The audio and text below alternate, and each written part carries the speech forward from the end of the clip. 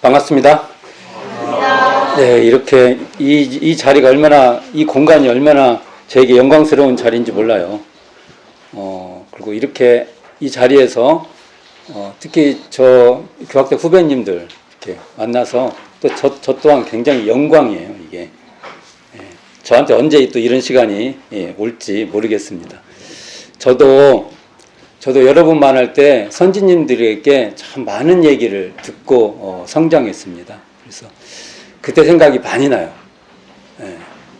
그래서 제가 이 시간을 참 잘해야겠다. 잘하려고 하니까 경직되더라고요. 그래서 아까 저 안에서 그냥 자연스럽게 해야겠다.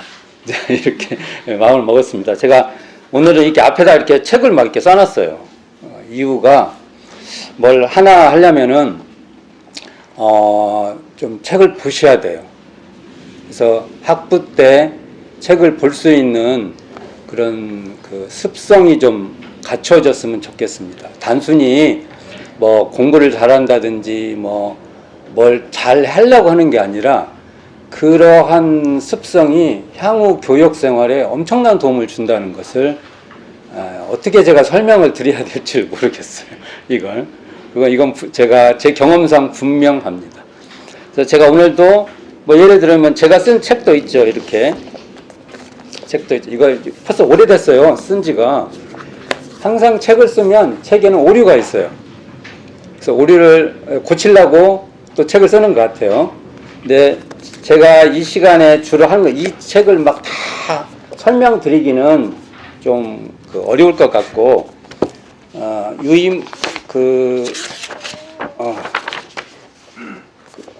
제가 이 끝나고 나면은 진행 과정을 알려드릴 건데, 유튜브에 보면 익산총부와 소태산 법설 해서 올라가 있습니다. 그게 한 28편 올라가 있는데, 이 책도 한번 보시고 그 내용도 이렇게 참고 삼아서 봐주시기를 바랍니다.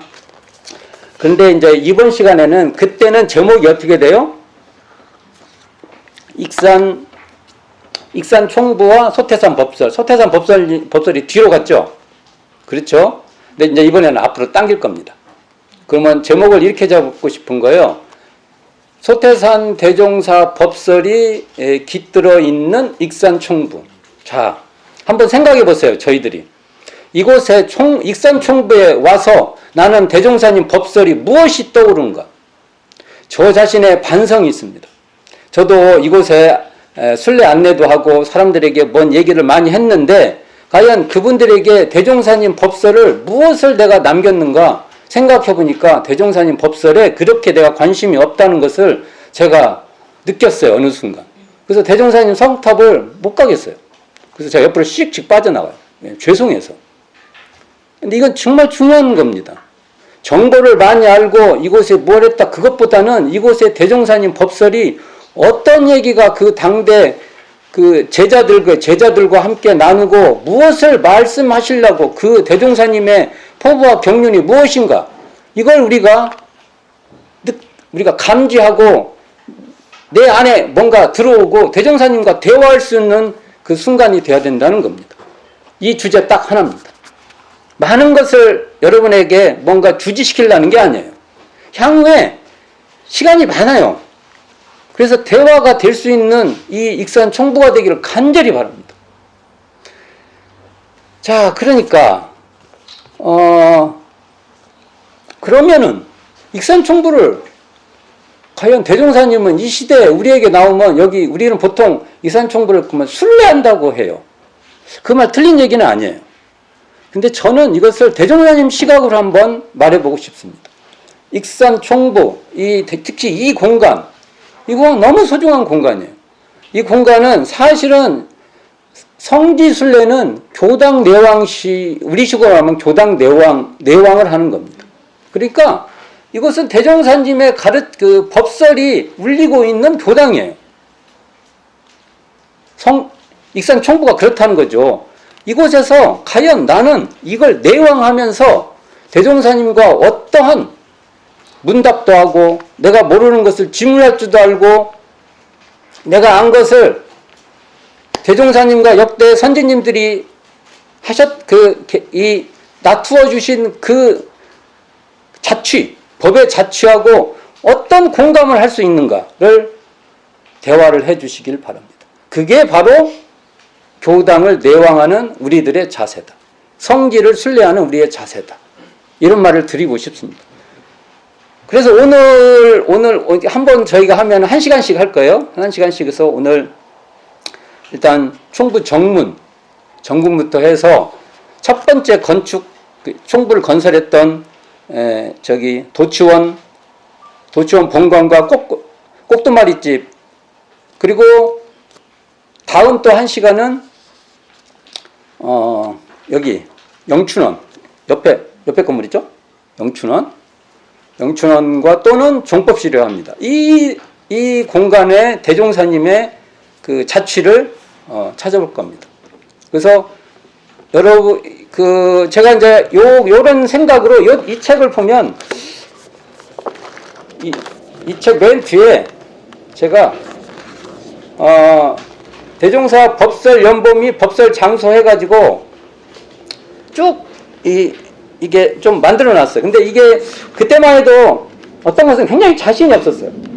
공간을. 그래서 차차차차 저도 세월이 흐르면서 이건 이 공간이구나. 이런 면이 있어요. 그래서 여러분들도 내가 공부를 하면서 맞아. 이 법설은 여기가 맞는 것 같아. 이럴 수 있는 걸 하나씩 찾아갈 수 있는 그런 기회도 됐으면 좋겠습니다. 자, 그러면 그리고 저도 예를 들어 저한테 물어봐요. 어떻게 이렇게 이런 내용들을 이렇게 뭐 이런 책 쓰려면 뭔가 좀 많이 머릿속에 많이 있어야 돼요. 뭔가 접촉이 있어야 돼요. 제가 어떻게 혼자 이걸 다 그러겠습니까? 절대로 혼자 되는 게 없어요. 이런 내용에 그 도움을 그러니까 도움을 많이 입죠. 박영덕 교무님, 주산 박영덕 교무님이 이 소태산 박중빈 불법연구에서 그 책이 시리즈로 있어요. 이거 한 권을 갖고 봤는데 저도 이거 봐요. 여기 보면은 도움된 것도 많이 있고 엄청 도움을 받아요. 그러니까 기회가 되면 특히 우리 교학대 후배님들은 읽으실 수 있기를 바랍니다. 또 책 한 권 갖고 왔는데 이건 서문성 교무님이 원불교 교리대학 교재를 해가지고 이렇게 써있어요. 여기 보면 익산총부에 대한 굉장히 정리되어 있는 파트가 있어요. 저도 이거 봐요. 이분들의 도움을 많이 입어요. 제가 이런 책을 썼으면은 혼자 따라락 쓰는 게 아니에요. 대종사님도 부처님에게 연원을 이렇게 되듯이 우리는 연원을 돼야죠. 도움을 받고 이제 저도 이런 책을 쓰면 제가 이런 책은 이걸 어떻게 공부를 해야 되냐? 첫째는 열심히 봐서 습득해야죠. 그리고 두 번째는 내 사유로 진짜 맞는가 틀리는가 검토하셔야 됩니다. 그러니까 우리 일식으로 말하면 대종사님 표현을 한다면 신분의성 이렇게 가야겠죠.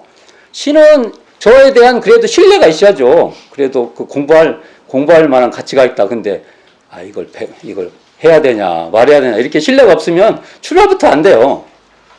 그리고 궁극적으로는 뭐 신분의 사유하셔야 돼요. 사유. 이게 진짜 내가 봐도 맞은지 또는 나는 생각이 다른지 그래 주시기 바랍니다. 그러니까 이렇게 대종사님 믿음은 반드시 의하고 같이 가잖아요. 그렇잖아요. 믿음에서 그냥 수덕돼 버리면 그것은 어찌 보면은 그냥 도색이 되는 거예요. 어느 사유에. 똑같아지죠. 똑같아지는 건 굉장히 위험합니다. 도움이 될 것 처음에는 도움이 되는데 거기서 그쳐버리면 위험해요. 새로운 창조가 돼야죠. 그러려면 반드시 사유를 해주시라. 그래서 제가 이 책을 가서 읽으시고 제 생각에 매몰되지 마시고 스스로 사유해 주시기 바랍니다. 이게 제가 여기 계시는 후배님들에게 부탁하고 싶은 거예요. 어느 면에서는 길사님 그건 조금 잘못된 것 같네요. 이런 소리를 제가 드려야 됩니다. 기사님 말씀 다 맞네요. 그러면 제가 싫어할 겁니다. 그래 주시기 바랍니다. 부탁입니다. 그렇게 하면서 우리는 성장해 가는 겁니다. 우리 전체가. 자, 그러면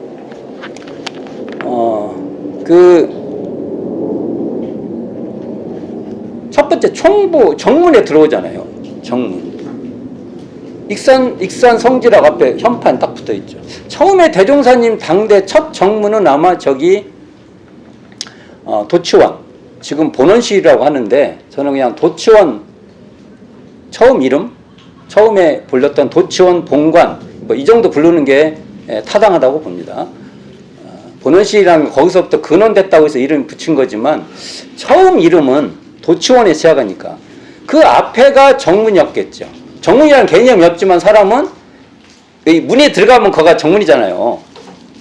그러다가 나중에 이제 차차차차 총부가 이제 확대, 뭐 사가들도 들어오고 확대되면서 지금 청하원과 교정원 구관 이렇게 반달형 된 건물 있죠. 전산실 있는데 그 사이 옛날 사진 보면 거기가 다 나무로 된 문이 있었어요. 그렇죠? 그러다가 나중에 지금 우리 현재 정문 있죠? 정문으로 되는데 어찌됐든 정문이 어디가 됐든 우리에게 우리 익산총물 들어가는 문이 있을 거 아닙니까? 지금 우리가 정문에 들어가기 시작하면 앞에 비가 있어요. 비석이 있어요. 비라고 해야 돼. 비석은 아니죠. 비죠. 표석. 맞아. 표석이 있어요. 뭐라고 써져 있어요? 종신개벽. 정말 우리는 그걸 정말 가슴에 담아야 된다고 봅니다. 대종사님이 이곳에 세워놓은 어떤 우리에게 이정표예요. 이게 우리가 얘들 익산성지에서 무엇을 에너지를 얻어야 돼? 정신개벽입니다. 근데 우리는 익산총부에서 정신개벽의 향기와 어떠한 기운 이런 것이 없이 그냥 그저 정보의 다열 이래 가지고는 우리가 성지순례를 10번 20번 해서 저는 의미가 그렇게 없다고 봅니다. 그래서 그러니까 정신개벽에 쌓이는데 이 익산총부를 정산종사님께서는 두 가지로 말씀하셔요. 십상에서 하나는 신용정법상 여기에 이제 신용벌이잖아요. 여기가 신용벌이니까 신용의 전법, 저는 전할전이 아니라 굴릴전이에요. 바퀴를 굴리다 할 때 굴릴전이요. 이게 법을 굴렸다. 이게 신용벌에서 법을 굴린 그러한 모습이에요. 이게 장대한 드라마가 펼쳐지잖아요. 그리고 또 하나는 개미 열반상. 그래서 개미년에 대종사님이 열반하고 우리에게 뭔가를 선물을 주신 거예요. 열반은 우리에게 무슨 선물을 주신 건데 이 두 모습이 있는데 법이 뭐예요? 저는요. 대종사님은 대각보다 법을 제정하는 것이 훨씬 피땀을 흘리셨다고 봅니다. 그걸 이제 피땀, 눈물까지 넣어야 되나? 아니 이걸 우리가 인지를 해야 돼요. 대각만 하셨다고면 대종사님은 우리에게 인류의 큰 스승이 못 되십니다. 법. 우리가 지금 항상 이 교전에 있죠. 교전에 일원상의 진리, 사은사요, 삼학팔조. 이게 그냥 나온 게 아니라 어마어마한 공력을 써서 나중에 이 정전이라는 체제에 우리에게 선물로 주시는 건데 이것을 실제로 그렇죠. 법이란 거 뭐냐? 신용 전법을 때 법이란 거. 일원상 진리에 근원한 사은사요. 일원상 진리에 바탕한 삼학팔조. 이것을 위해서 이곳에서 이 구체적인 법들을 대각을 했다고 바로 법이 짜지지 않아요. 대각 이상 엄청난 노력을 해야 법이 짜져요. 그 현장이 처음에 변산에서 골격, 거의 제목 수준이죠. 골격을 짜서 이곳에서 대종사님이 그러니까 저희 대종사님이 머물렀던 공간에서 대종사님은 어떤 누구보다도 공부를 많이 하신 분입니다. 나는 대종사님과 같이 그렇게 공부하셨을까? 법을 짜시기 위해서. 왜요? 당신 이 대중과 또 미래와 또 생활에 맞추어서 적절하게 법을 짜야 되니까 언어 하나를 선택하는데도 무지막지한 적공을 들였을 그런 공간입니다. 이곳을 다니면은 대종사님의 법을 제정하려고 하는 피땀의 적공의 공간이라는 것을 우리가 느끼셔야 됩니다. 이건 아주 중요합니다. 그래서 이걸 가지고 제자들에게 전법, 법을 굴렸는데 어떻게 굴렸냐? 이게 훈련법이에요. 정기훈련, 상시훈련. 그래서 정기훈련법, 상시훈련법을 총부해서 대종사님이 집도 며칠 없는 곳에부터 정기훈련, 그때 하선부터 시작해서 돌아갔을 때까지 이걸 합니다. 이것을 우리가 이 공간에서, 그러니까 사실은 총부는요, 정전에 있는 말씀들을 우리가 느끼는 공간입니다. 그게 맞아요. 자, 그리고 아까도 말했잖아요. 계미열반상. 대종사님이 그러한 것을 전부 이런 이 법을 제정해서 훈련시킨 이것을 정리해서 우리에게 정전을 편수해서 우리에게 주시고 우리에게 이걸 잘 써라 라고 당부를 내리시고 돌아가신 게 바로 계미열반상이다. 저는 그렇게 봅니다. 이게 법이에요, 법. 이걸 우리 이 공간에서 느껴야 된다. 그런 생각을 합니다. 자, 그러면 이게 우리가 보통 이 총부 정문에 들어가면 제가 아까 개병 얘기했잖아요. 이 유임을 한번 봐보세요. 그러면 이게 전만풍 대종경 전만품 4장에 보면 익산 총부를 처음 건설하실 때 몇 칸의 초가, 지금 전만풍 4장에 있는 말씀입니다. 몇 칸의 초가라면 지금 이 법문의 시기가 정확히 언제인지는 모르겠지만 최소한 원기 10년 이후예요. 10년 즈음. 최소. 원기 10년이면 여기다 15를 더하면 서기가 됩니다. 1925년. 원기 10년 이 즈음에 이때가 고작 해봤자 거물이라고는 도치원에 도치원 본관 꼭두마리집, 그래 그 다음에 전음강 사가 여기 있어요. 전음강 사가가 원기 그게 10년 그 정도 세워져요. 이게 공간에 매체가 없어요. 이 공간에 이때 대종사님과 대화를 하는 거예요. 이렇게 이게 집이 매체가 없는데 제자들에게 묻기를 지금 우리 회상이 무엇과 같은가 비유하여 보라. 그러니까 권대호, 이번에 권동화, 전은강 선생님, 전은강 선지님 처남이시죠. 권대호가, 권동화는 그 정토님. 사례기를 못자리판 건난이라. 이게 못자리판 층이야. 뭐 안 심어봤죠? 안 심을 거야. 요즘 닭지기가 심어. 논에 요즘 가보면은 사람이 없어요. 심을 수가 없어. 심으려면 더 일이 많아. 그거 뭐 섭외해야지 뭐 해야지. 이제 저희들만 해도 이렇게 심는 마지막 세대인 것 같고, 저희들도 옛날에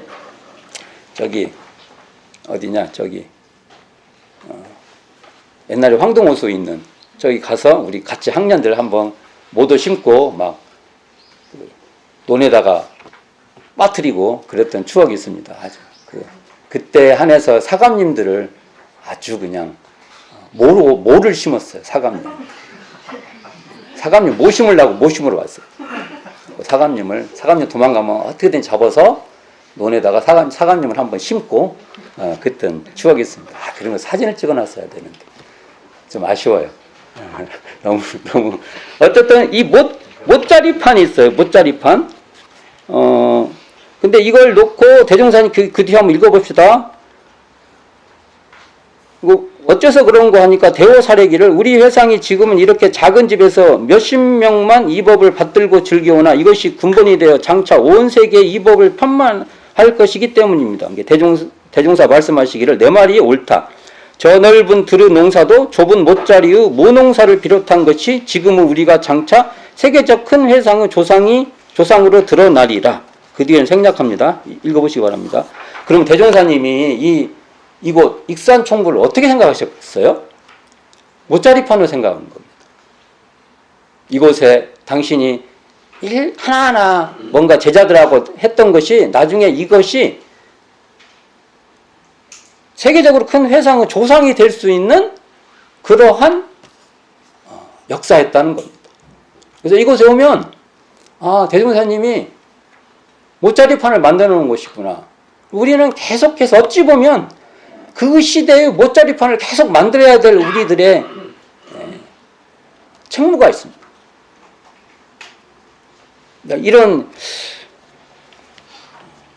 그러니까 제가 밑에다 한번 달아봤죠. 신용정법상인 익산총부는 구체적이면서도 또한 간결한 구성의 교법. 이게 대종사님 교법은 저는 항상 보면 대종사님 교법은 정말 구조적이에요. 이렇게 배치를 하면 다다다닥 건물 짓듯이 그리고 그 내용 자체도 구성에 체계성이 있습니다. 그렇게 보면 굉장히 뭐 이렇게 좀 다양성이 있는 것 같지만 또 그것을 추려보면은요, 굉장히 간단하게 돼 있어요. 또 쉽게 추려집니다.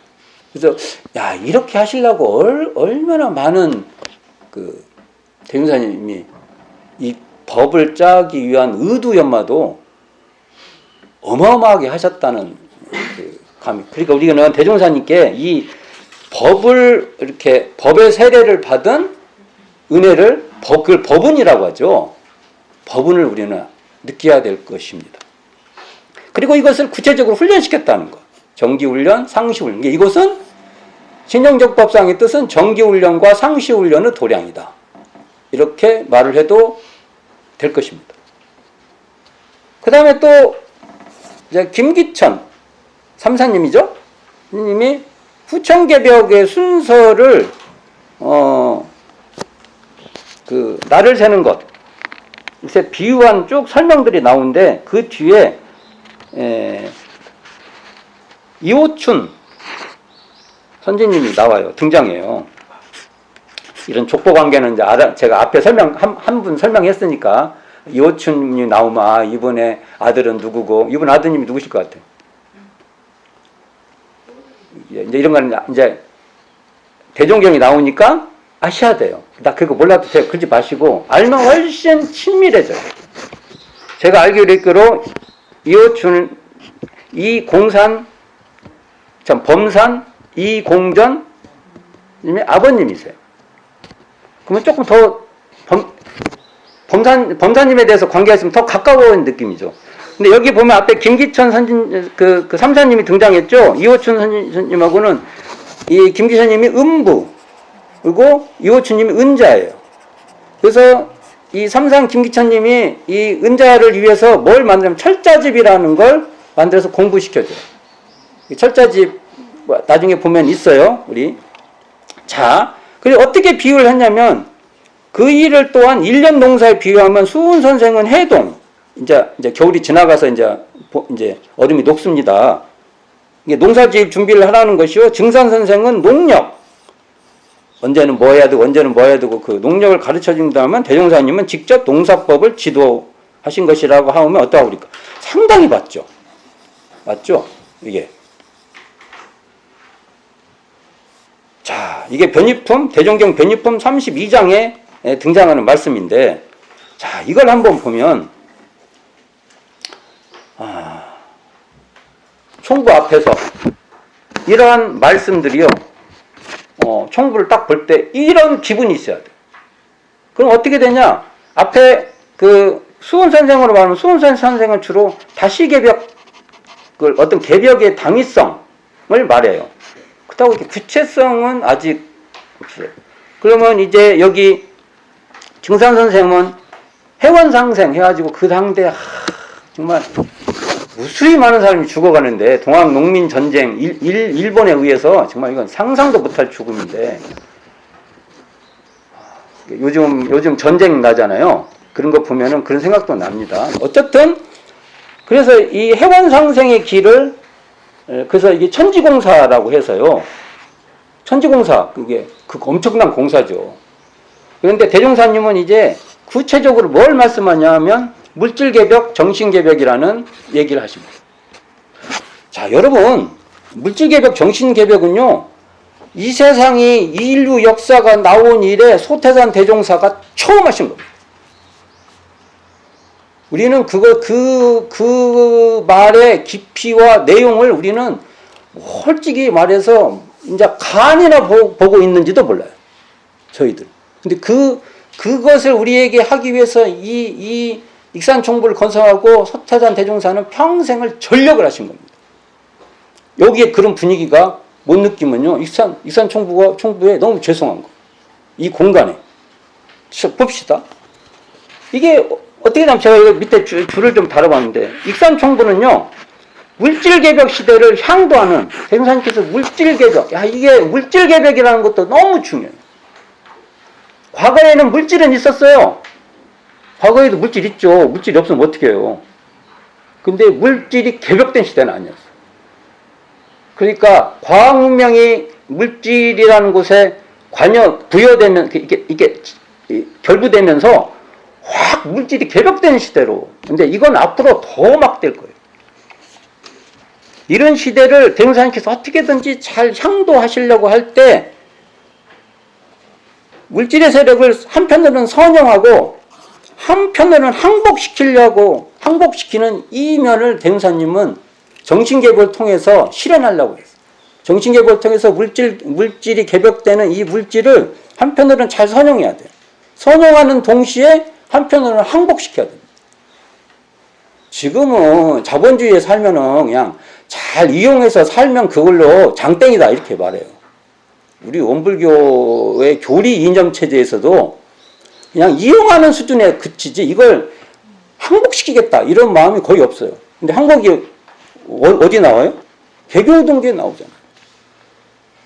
개교동기 항복시키겠다 하지 않습니까? 우리 그런 꿈이 이 공간에 있다는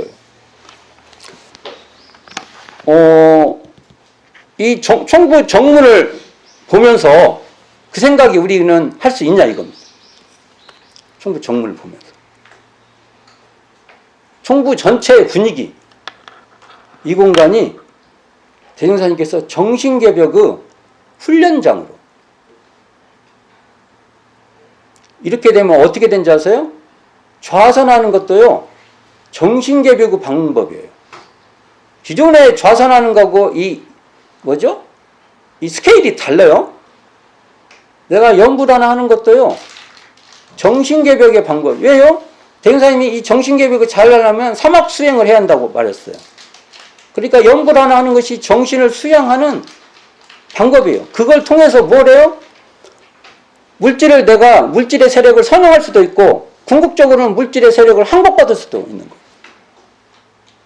항복받으려는 마음이 있어야 선용도 할 수 있는 거예요.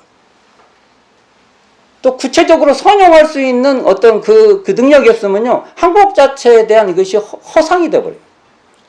실질적으로 안 된다고.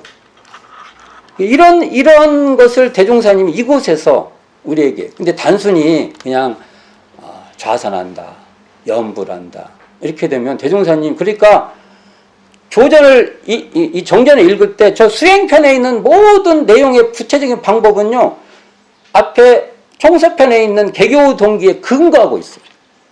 그래서 개교 동기에 대한 이 포괄성을 잃어버리면 그냥 구체적인 담론에서 그냥 하다가 뭐 하려고 하지? 길을 잊어버려요. 한참 열심히 공부를 했는데 내가 지금 뭐 하려고 지금 이렇게 하지? 이렇게 돼버리는 거예요.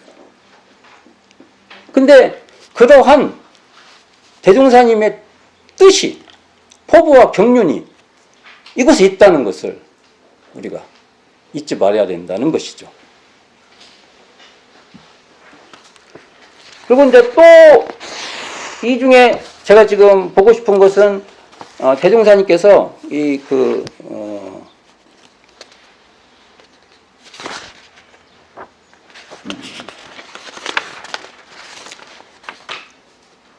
총부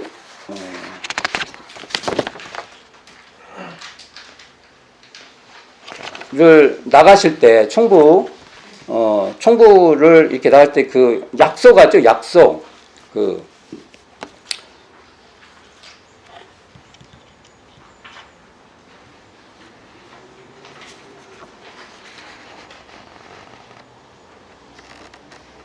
70품 21장에 보면 대종경 70품 21장 한번 펴보세요.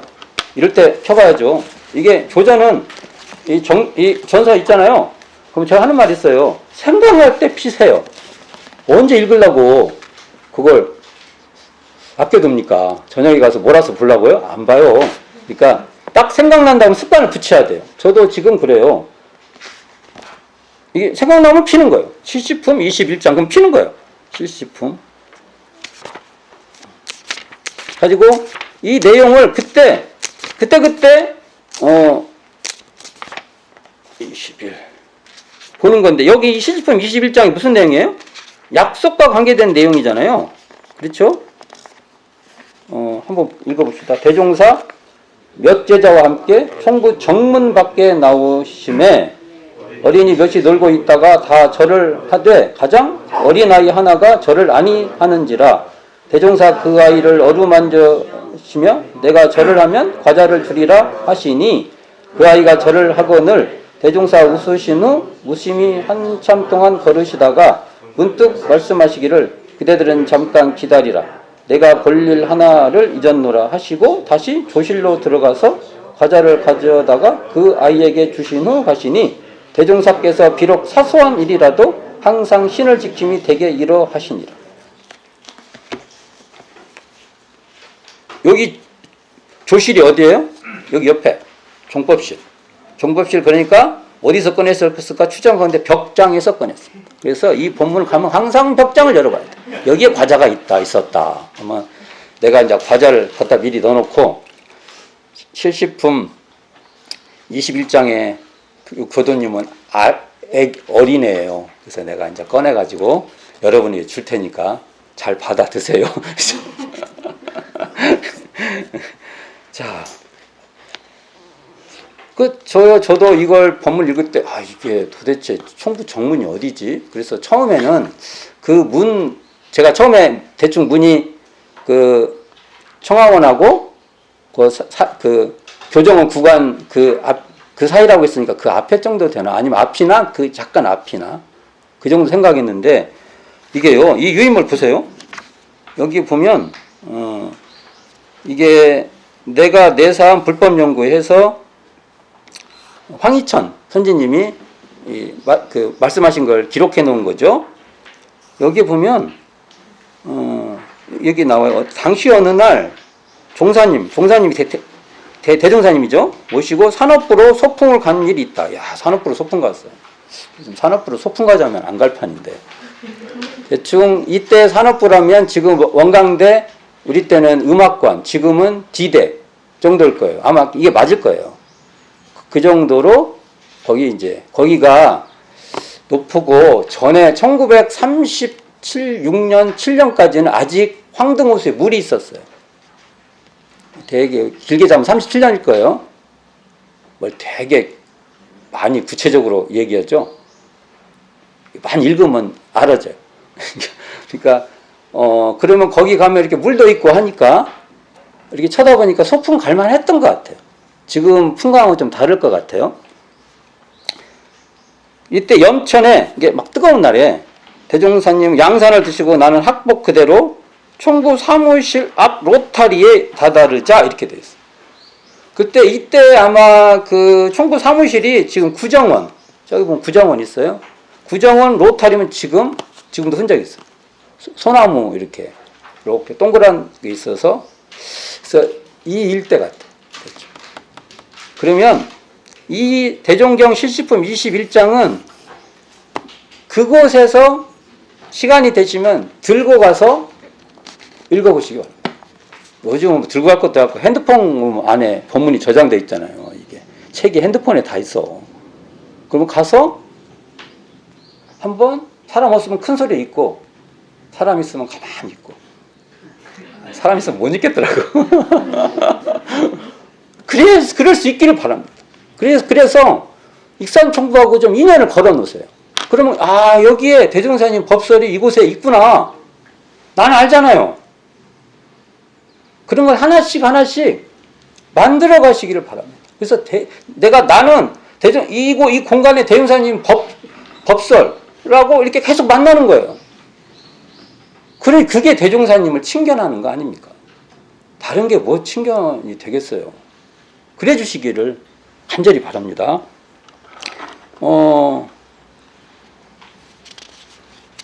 그러니까 지금으로는 구정원과 하원관 사이에 있어요. 거기에 한번 가서 이걸 읽어볼 수 있는 그러한 기회가 되시기를 바랍니다.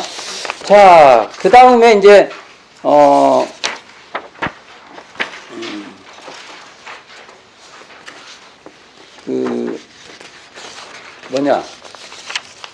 처음에 이제 대종사님이 보강사, 지금 보강사, 아쉬워요. 보강사 다 이제 아파트 들어갔습니다. 저도 막 공사하는 걸 사진을 찍어 놓고 막 그랬는데, 어쨌든 저희는 그 위치를 잊지 말고, 자, 우리가 잊어먹으면 어느 누구도 기억해 주지 않습니다. 왜 누가 안 했어요? 그러지 마세요. 우리가 기억해서 나중에는 그 공간에 우리의 흔적을 표시라도 해야 되니. 왜냐, 거기서 불법연계 창립총회에서 결국 익산총부 시작이 되지 않습니까?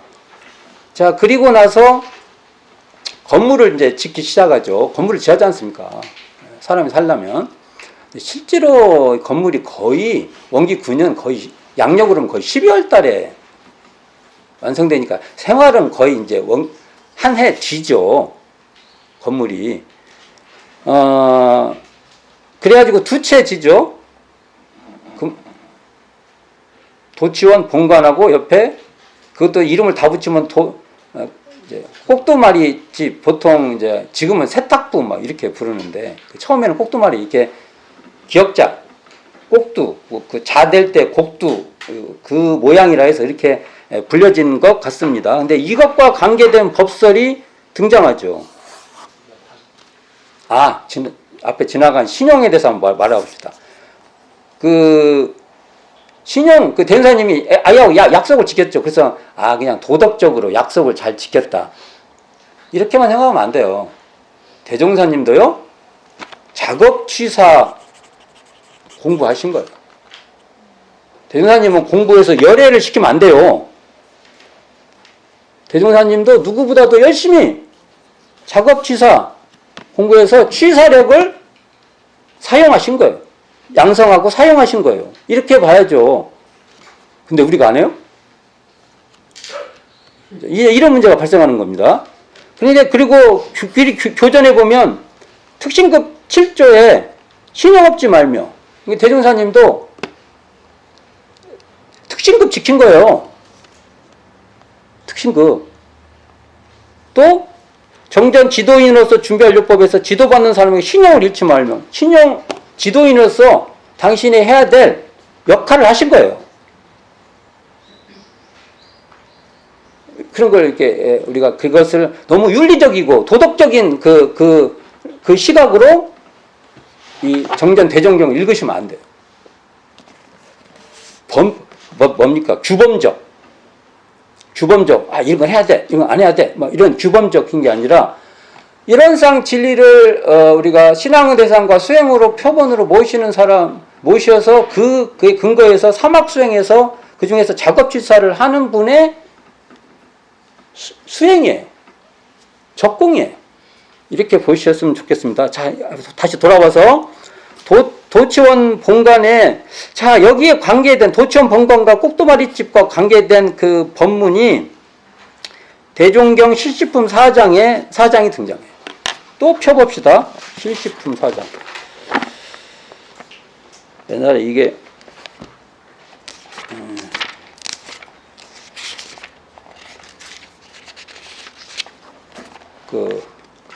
전설 펴놓고 정사용사 법어 예도편 3장 누가 빨리 피냐 이제 하면 이런 거 표시되면 안 돼요. 대충 이 공간 감각을 가지고 피는 건데 그런 장난도 해보고 그랬는데 성적 안에 못 들었어요. 자, 실시품 4장 같이 또 읽어봅시다. 원기 9년에 익산총부를 처음 건설하신 후 가난한 교당 생활의 첫 생계로 한동안 연 만드는 일을 경영한 바 있었더니 대종사 항상 여러 제자에게 이르시기를 지금 세상은 인심이 고르지 못하니 대문단속과 물품간수를 철저히 하여 도난을 당하는 일이 없도록 하라. 만일 도난을 당하게 된다면 우리의 물품을 손실할 뿐만 아니라 또한 남에게 죄를 짓게 해줌이 되나니 주의할 바이니라 하시고 친히 자물쇠까지 챙겨주시었으나 제자들은 아직 경험이 부족한 관계로 미처 모든 단속을 철저히 하지 못하다가 어느 날 밤에 엽과 엽목방을 다 잃어버린지라 제자들은 황송하고 근심됨을 이기지 못하며 대종사 말씀하시기를 근심하지 말라. 어젯밤에 다녀간 사람이 그대들에게 큰 선생이니 그대들이 나를 제일 존숭한 스승으로 믿고 있으나 일전에 내가 말한 것만으로는 정신을 차리지 못하였다가 이제부터 내가 말하지 아니하여도 크게 주의를 할 것이니 어젯밤 약간의 물품 손실은 그 선생을 대접한 학비로 알라. 이 법설입니다. 자, 이걸 어떻게 이게 그러면 그게 처음에 이제 교단이 그런 것은 이제 여러분들이 이 관계된 것은 다 설명 안 할 거예요. 이 책을 읽어보면 대충 설명이 나와요. 뭐 어떻게 돼서 어떻게 됐다 뭐 이런 것은 또는 제가 해놓은 유튜브 좀 보세요. 나와. 이거 여기서는 법설 위주로 갑시다.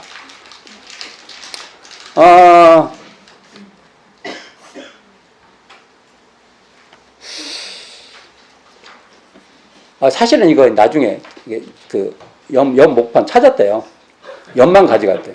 여기 멀리 저기 대충 아마 그 멀리 안 떨어진 데서 찾았대요. 그러면 이제 피곤하니까 연목판을 상상을 해보면 이래요. 그 마루 앞에 마루 있죠. 마루에다가 쌓아놓고 방도 좁은데 방 안에다 그걸 넣어놓으면은 아니면은 옆방이 따로 있었을 것 같아. 거기다 넣어놓고 아까 자물쇠 같이 그러면 꼭두마리 집이 옆방 있었다고 그러면 옆방 보관소도 거기 있었을 것 같아. 보통 그러잖아요. 만든 데 놓으면. 그럼 거기다 놓고 자물쇠를 잠그고 지금 그 도치원 본관 거기서 잠을 자고 그랬으면 됐는데 힘들잖아. 나도 100% 갔다 힘들면 나는 내가 딱 봐서 이걸 그 감정이입을 해보면 난 더 했을 것 같아. 그럴 가능성이 너무해요. 그냥 그 자는데 앞에 그 마루에다가 쌓아놓고 가서 빨리 자자 자고 그랬을 것 같아요. 그러다 이제 이걸 이제 잊어먹게 되는 것이죠. 그러니까 지금 이걸 추정컨대 엿을 과연 어디서 만들었을까? 근데 그 당대에 불 떼는 걸요 그냥 따로 그냥 불만 떼진 않았을 거예요. 아니 방도 떼야 되는데 지금 방 뗄 것도 없는데 엿만 따로 떼? 불을? 그러니까 분명히 자는 공간하고 연동되게끔 아마 뗐을 가능성 그런 그 생각이 들어요. 그래서 지금 어디서 뗐을까? 지금은 꼭두마리집 거기서 뗐다고 했지만 그렇게 공간이 정해지지는 않고 도청 본관에서도 아마 뗐을 것이고 그랬을 것 같아요. 근데 어쨌든 엿을 만드는 공간은 꼭두마리집에 있고 거기에 엿 보관소도 놨을 것이다. 이렇게 봅니다. 그러한 얘가 이 글이 있어요. 이런 글들이 이쪽에 보면은 대종사님과 이공주와 관계된 대화 속에 이공주 선진이 뭡니까 돈을 대종사님께서 옆방 부엌 떼던 부엌을 좀 방으로 만들어서 선방으로 사용 그랬죠. 그래서 이거 관계에 대해서 구타원 이공주 선진이 경비를 댄 기록이 있어요. 이게 어디에 나오냐면요. 구도역정. 이 책에 나와요. 제가 만들어낸 얘기 아니고 이 책에 등장해요. 이런 것들 읽어보세요. 읽어보라고 계속 꺼내는 거예요. 뭐 이렇게 읽을 게 많은지 그러지 말고 시간 되면 읽어보세요.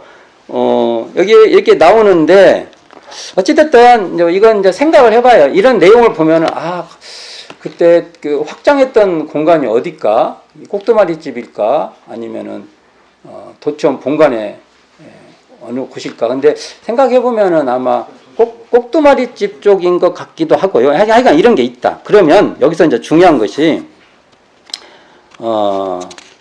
이때 대종사님도 그 공간에서 주무시는 거예요.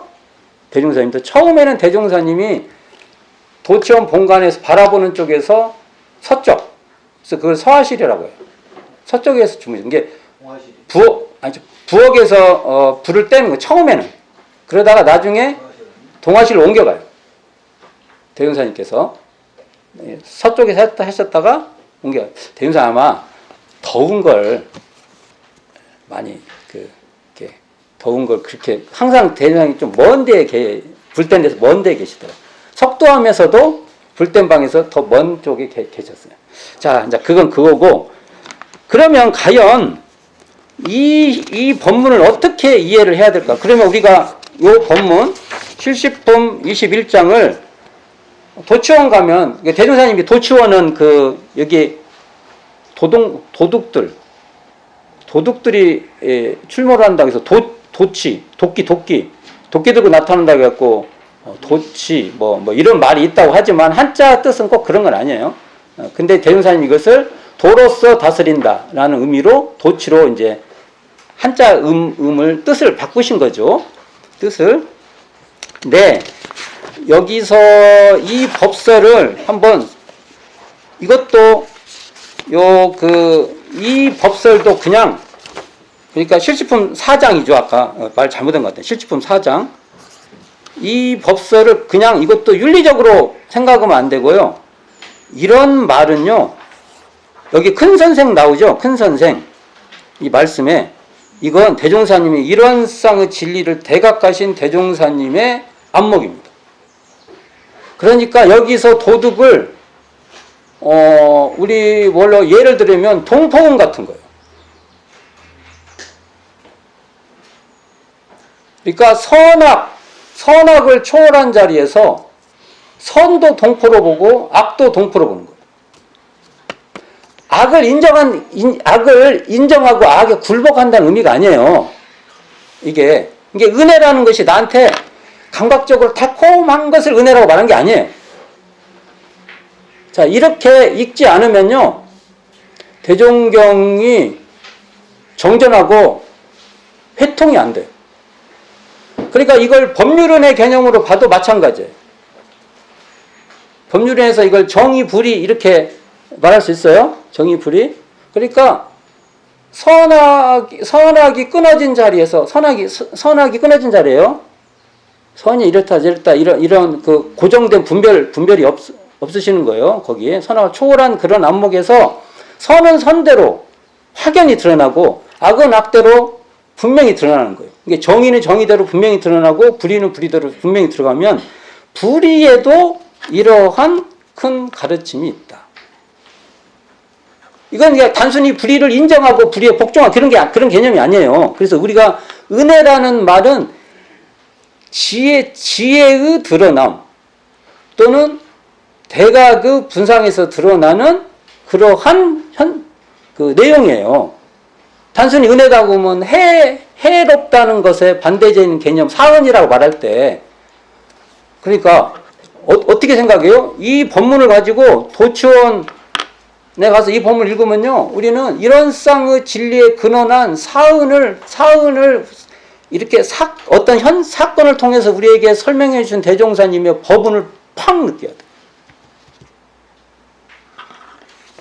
자, 시간이 별로 안 남아서 주변 얘기 좀 해봅시다. 대종사님이 이곳에 익산총부를 건설할 때 뭐라고 하냐면 이곳은 무산자들을 위해서, 무산자가 뭐예요? 한문으로? 요즘 말 가진 게 없는 사람들이 자기 생산을 참 쉽게 못하는 사람들이에요. 그런 사람들을 위해서 교통이 편리하고 이런 것을 했는데, 그건 그렇지만 이곳이 참 재밌게도요, 이 공간이 고대 도시예요. 이 공간이 지금 현재 이게 지도상으로는 여 일대를 도치산이라고 해요. 여기 산이라고 하면 우리가 좀 거시기 하죠. 산이라고 하면 언덕 수준인데, 그냥 지도에는 도치산이고 저 뒤에 황등산이요. 거기 이렇게 도로가 연결돼 있죠. 이게 지금 일제시대 때는 그 물을 막는 저수지, 제방이죠. 근데 이게요, 최근에 저쪽 가보면은 그 표시되어 있는데 발굴 조사를 했어요. 그랬더니 기원전 3세기에서 5세기 제방이에요. 3세기, 5세기면요, 마한을 넘어가요. 그러니까 아마 이 한반도에서 가장 오래된 저수지의 유적이에요. 와, 이게 뭐, 모양이 이제 그림이 달라져요. 황동호수 하면은 그림이 달라집니다. 이게 그렇게 역사적 깊이도 다르고, 이제 이 일대 뭐 미륵사지 뭐, 고대와 관계된 여기 지금 치과병원 있죠? 새로 이번에 원광대학교 치과병원. 거기서요, 그 옛날에 그 그물 던질 때 돌추. 옛날부터 사람이 살았다는 것입니다. 이게 황동호수가 오랫동안 있었다. 그래서 대전사님 법설에 황동호수가 등장해요. 이게 대종경 불지품 19장에 보면 배산도 등장해요. 그럼 배산과 황동호수도 그냥 관심이 있으면은 거기에 대해서 좀 더 깊게 알아둘 필요가 있다. 그냥 그렇다. 그렇지 말고 요거에 방송에 나와 있어요. JTBC 보면은 황등제에 대한 게 있으니까 한번 찾아서도 보시라. 이런 말씀을 하고, 나중에 저기 몽암마을이라고 있어요. 쭉 가면 거기 보면 번근 선생 유업이 안내비가 있어요. 거기도 가서 한번 이 내용을 쭉 제가 올려놨으니까 가서 한번 읽어보시기 바랍니다. 이 황동호수에 대한 구체적인 내용이 쭉 등장합니다. 지금 이 시간은 황동호수 하는 얘기가 아니니까. 그래도 모르면은 관심이 없고 알면은 관심이 가고 또 보여요. 오, 이런 게 있구나. 이게 그럴 수 있는 기회가 되기를 바라고, 오늘 제가 뭐 익산총국 뭐 성지순례 뭐 성지에 대해 설명을 하고 있더니 맨 법문 대종경 얘기나 하고 정전 얘기나 하고 그런다고 느끼는데, 정전과 교사는요, 대종사님의 행적은요, 둘이 아닙니다. 정전을 이해하지 못한 정전을 내가 이해하려는 노력 없이 절대로 대종사님의 성적 이 흔적은요, 안 읽어져요. 대종사님 여기서 무엇을 하려고 하셨던가 안 읽어집니다. 그래서 제가 아까 이거 말했잖아요. 큰 선생은요, 그건 대종사님이 사은을 달리 말하니까 이제 사은의 도를 알아서 거기에 보은해라. 이것을 구체적으로 큰 선생이다 해서 설명해 준 거예요. 근데 이걸 그냥 단순히 그냥 그 있잖아요. 우리 교훈적이고 윤리적이고 주범적이고 우리 후배님들은 그렇게 성장되지 않기를 바랍니다. 그런데 갇히지 않기를 바랍니다. 대종사님의 일원상의 진리에 대한 이 대각을 우리가 정말 거기에 대한 흠모가 있어야 돼요. 그리고 그 안목으로서 어떻게 사은을 펼치고 어떻게 사막승을 했는지를 나도 근처라도 가보겠다 하는 갈구가 이 성지순례. 그러니까 내가 말했죠. 이게 교당 내왕이라고. 내왕을 하면서는 계속 대화되기를 간절히 바랍니다. 첫 시간은 이걸 마치고 좀 뒤에 다시 둘째 시간 맞도록 하겠습니다. 감사합니다.